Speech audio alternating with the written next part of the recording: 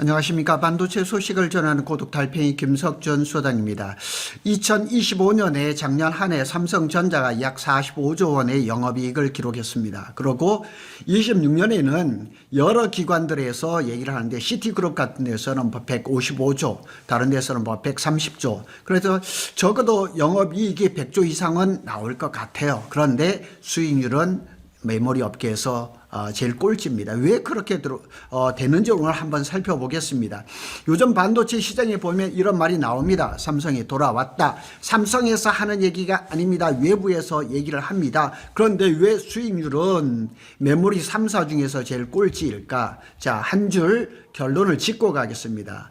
삼성전자는 지금 가장 많이 버는 회사인 것은 틀림없습니다.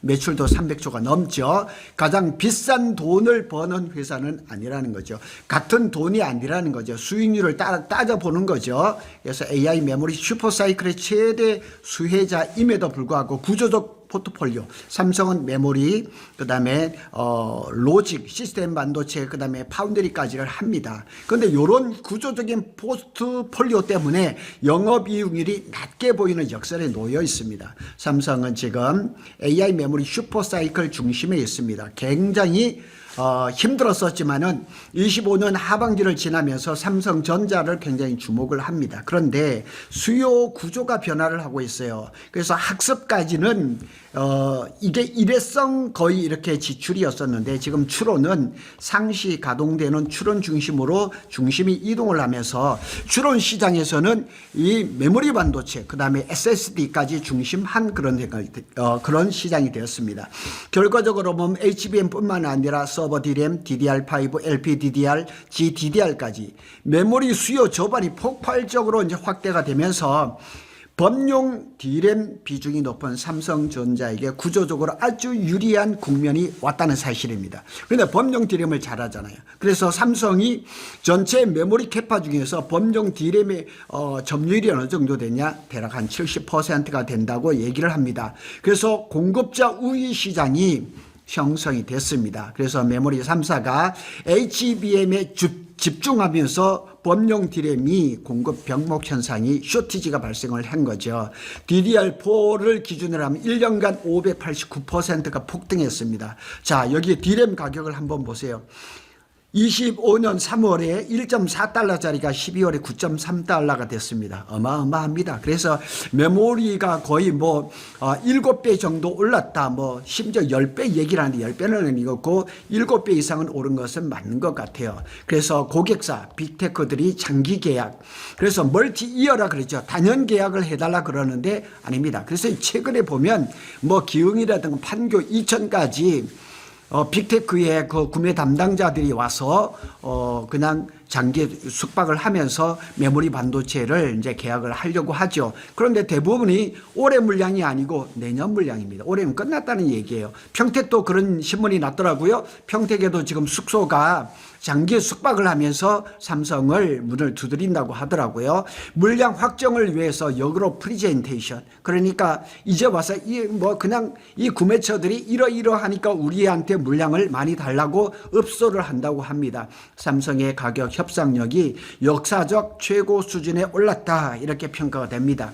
그래서 실적도 작년에 4분기가 영업이익이 20조를 했죠. 삼성이 분기별 20조는 처음입니다. 연간 영업이익이 올해 100조 원을 달성을 할 겁니다. 자, 수치상으로 보면 100조 원을 하려면 분기에 일단 25조 이상은 돼야죠. 근데 작년 4분기에 20조를 했으니까 25조 가볍게 갈 것 같아요. 절대 이 규모도 글로벌 IT 기업 중에서 최상위권이 될 것이 뻔한 것 같아요. 그래서 여기까지 보면 삼성전자는 완벽하게 돌아왔다는 말이 틀리지 않은 것 같아요. 그런데 이 전영현 부회장도 올해 초에 고객들에게서 삼성이 돌아왔다는 평가를 들었다 이렇게 얘기를 합니다. 그런데 왜 영업이익률은 메모리 3사 중에서 꼴찌냐 이런 얘기죠. 그것은 이제 구조적으로 조금 문제가 있는 거예요. 위에 표는 제가 만든 거고 밑에 거는 제가 참고를 했습니다. 자, 이렇게 핵심은 돈의 질. 자, 20조를 벌고 25조, 100조를 벌어도 질을 좀 해야죠. 그게 삼성이 박리담이란 말이에요. 이렇게 해서는 안 되는 거죠. 이게 보면 삼성전자죠. 범용 디램하고 HBM인데 영업이익률이 36.8%밖에는 안 되는 거예요. 이것도 제조업에서 엄하게 큰 겁니다. 그래서 25년 4분기에 36.8%, 그리고 SK 하이닉스는 25년 3분기에 46.6%, 4분기는 29일 날 이제 발표가 될 것인데 52.7%를 예상을 합니다. 마이크론은 메모리 업계 중에서 3등, 3위 아주 스몰 마켓이라고 제가 얘기를 하죠. 그런데 HBM하고 고수익 D램을 중심으로 해서 영업이익률이 45%입니다. 메모리 아주 특화되어 있죠. 그래서 이렇게 본다 그러면 밑에 한번 보시죠. 이 표를 보면 삼성이 이제 반도체 부분에 보면 쭉 이렇게 나와서 36.8, 52.7, 54% 이런 영업이익률을 기록을 했는데 이렇게 쫙 살펴보면 메모리 3사 중에서는 꼴찌입니다. 그리고 참고로 보면은 미국의 엔비디아가 63.2%입니다. 대단한 거죠. 그래서 엔비디아는 공장이 없는 팹리스죠. 그럼에도 불구하고 영업이익률이 63.2%를 기록한 거죠. 그러니까 삼성전자가 분발해야 되는 이유가 여기에 있는 거죠. 삼성은 많이 파는 구조입니다. 경쟁사는 비싸게 파는 구조입니다.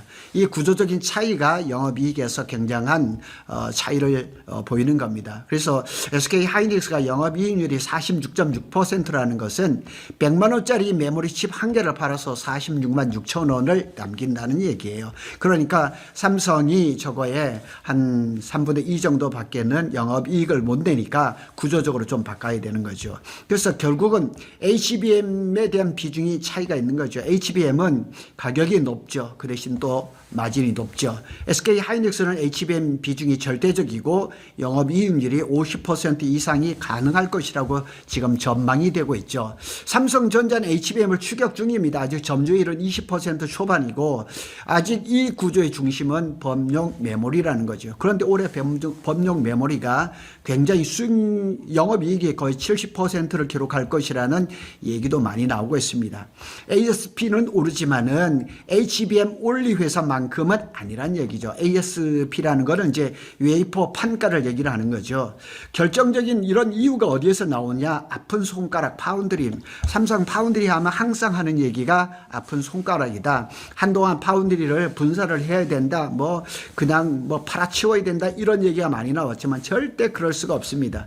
삼성 반도체 이익률을 깎아먹는 결정적인 요인은 파운드리입니다. 그래서 시스템 LSI 사업부하고 파운드리 분기당 작년에 1, 2분기는 2조 원대의 적자를 내고 3분기부터는 적자 폭이 조금 줄어들죠.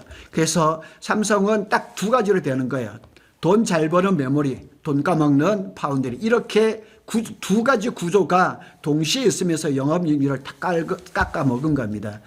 노건창 센터장이 이런 얘기를 했죠. 삼성전자 영업이익률이 다시 타사에 비해서 낮은 거는 결정적으로 파운드리 때문인 거죠. 그런데 이런 현상이 올해 이제 삼성 파운드리가 작년에 테슬라를 계약하고 또 애플을 계약을 하고 또 퀄컴을 또 계약할 것 같아요. 그러면서 어느 정도 이제 해소가 될지는 이제 올해 봐야 되겠지만은 이제 그 경쟁사를 본다면 TSMC는 최근 4개 분기 영업이익률이 50.7% 이상입니다.